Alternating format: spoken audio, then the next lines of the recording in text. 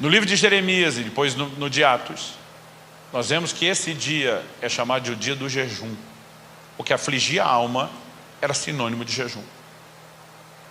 Davi diz, eu humilhava a minha alma com jejum, Salmo 35:5. Curioso é que o jejum está ligado não só com humilhação, mas com fome. E é o contexto do que Jesus está vivendo na hora que ele vai buscar exatamente esse texto. Eu e você precisamos entender que há um paralelo para nós hoje. Jejuar não deveria ser feito com a mentalidade errada que muitos têm feito. A igreja, de uma forma geral, foi perdendo a cultura do jejum.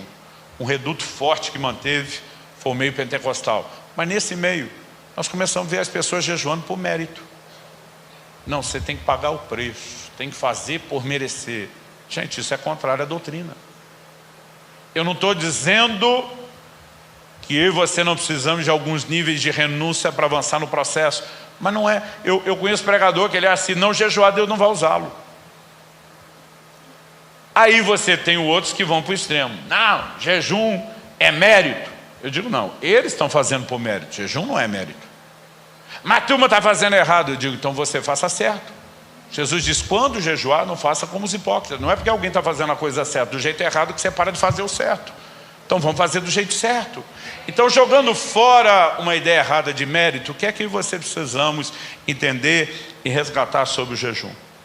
O jejum tem um poder de lidar conosco e nos ajudar a compreender algumas coisas. Aqui eu quero que você entenda, comer não é errado, o alimento é visto como bênção, e na Bíblia alimento não é só para sustento, é para deleite. Quando falamos da provisão, Deus também normalmente não quer mandar só o que a gente precisa. Aliás, a Bíblia diz o que antes de converter roubava, agora trabalha fazendo com as mãos o que é justo para que tenha o suficiente para si e socorrer o necessitado. Tem crente orando para Deus dar o que ele precisa. Se Deus der só o que você precisa, você não pode fazer nada por ninguém. Então você precisa de mais do que o que você precisa para transbordar na vida de outros. Então provisão financeira também deveria ser abundante. E podemos falar de outros níveis de deleite. Quando Deus cria o primeiro casal e bota lá no Éden, vamos pensar em Adão e Eva antes da queda, eles tinham plena comunhão com Deus, gente. Plena. E o Salmo 16:11 diz, na tua presença, plenitude de alegria, e a tua destra, delícias perpetuamente. Mas mesmo eu tendo plena comunhão com Deus e o mais profundo e poderoso nível de alegria, Deus olha para o homem e fala, eu não tenho problema que você tenha outros tipos de alegria.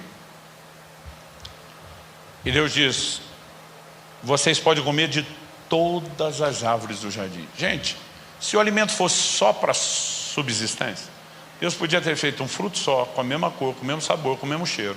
E o resto da vida a gente só ia repetir aquilo, com todos os nutrientes, não precisava nem comer outra coisa. Mas ele caprichou.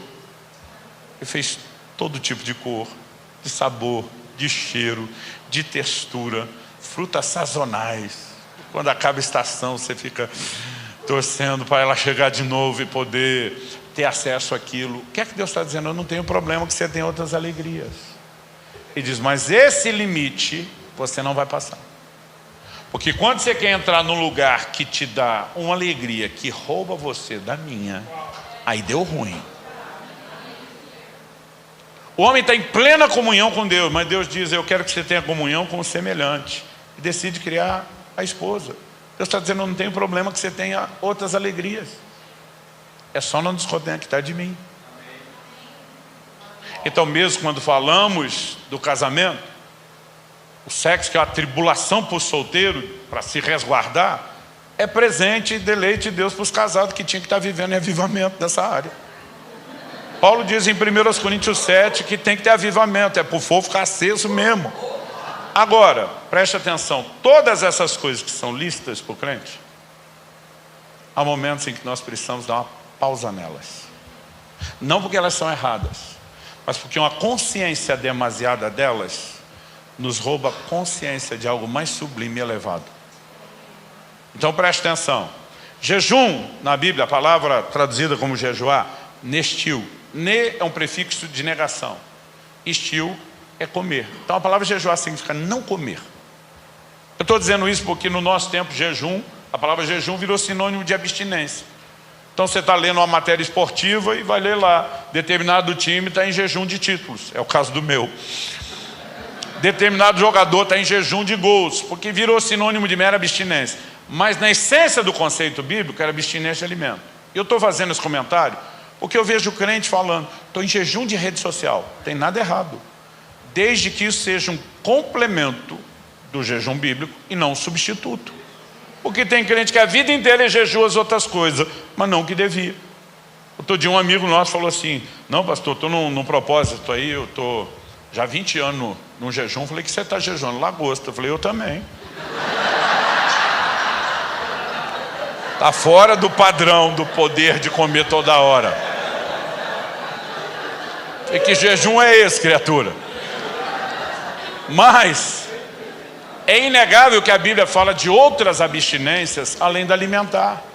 Então, Números 30, que era o capítulo da lei dos votos, falava de votos que as pessoas fariam, com os quais elas iriam afligir a alma. Eles iam deixar de lado coisas preciosas, prazerosas.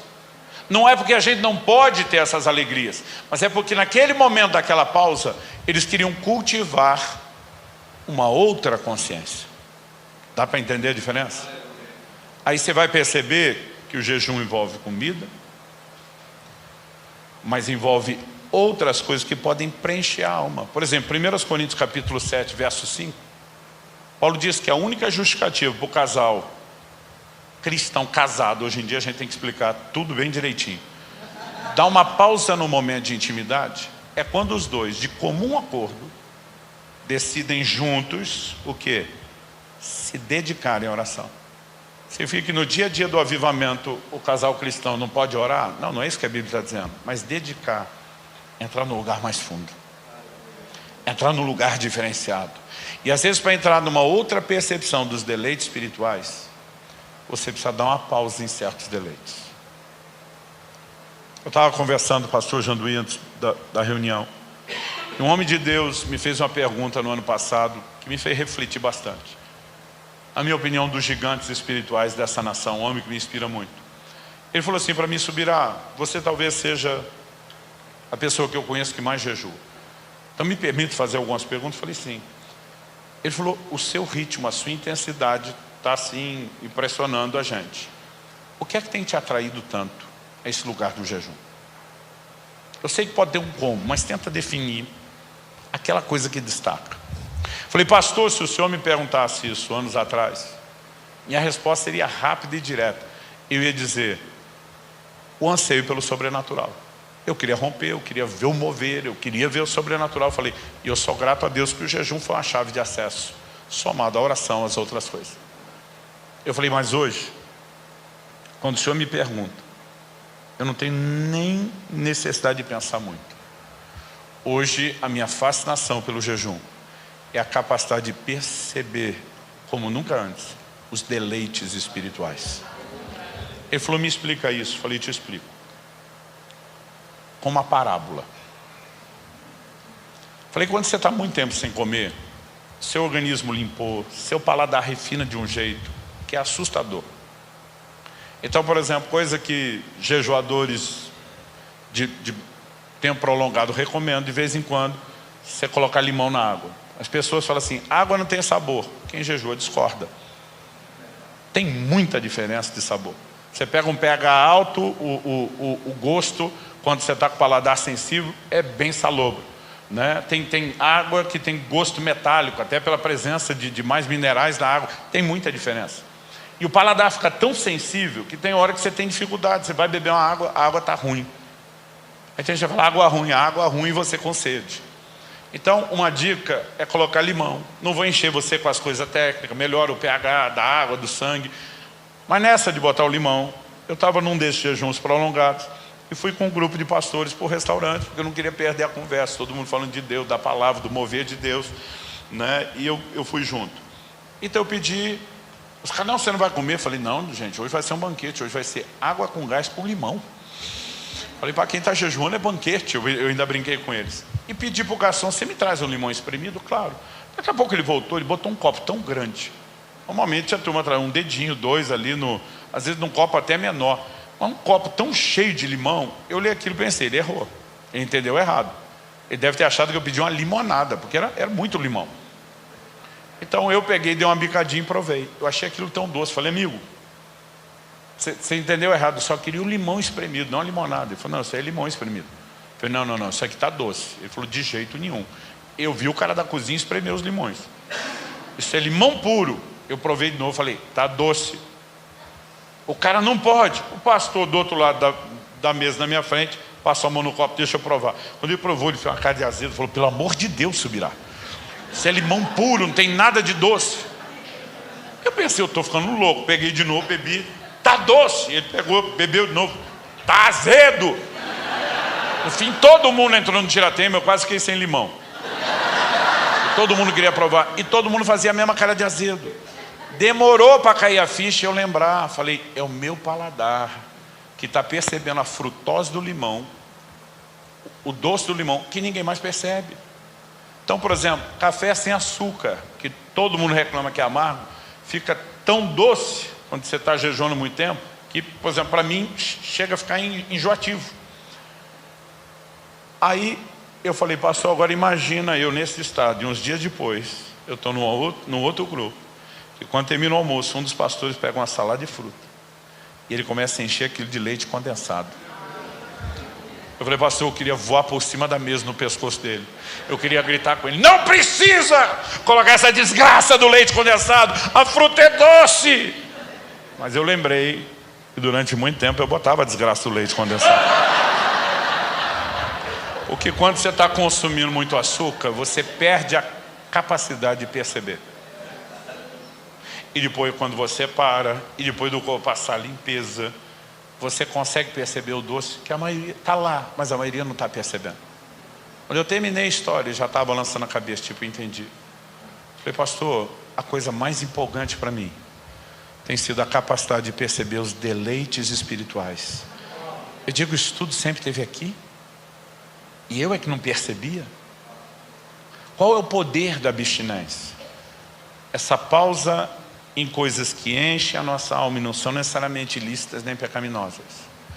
Elas às vezes nos dão a capacidade de restaurar o paladar e a percepção de coisas mais elevadas. Quem está acompanhando?